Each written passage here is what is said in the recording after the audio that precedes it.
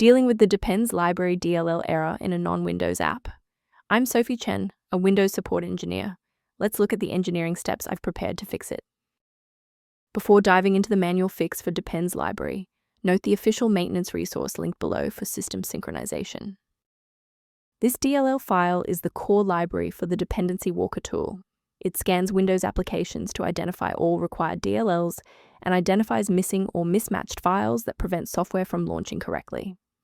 Since we've covered what this file is, let's move to the primary fix.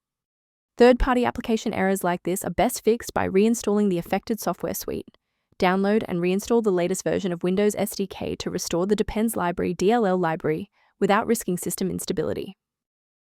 Should the file remain missing after a reinstall, we need to ensure that the operating system is forced to re-index its shared library paths.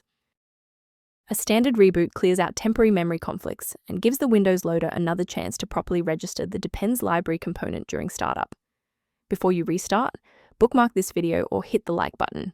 It makes it much easier to find this tutorial in your history so you can pick up exactly where we left off.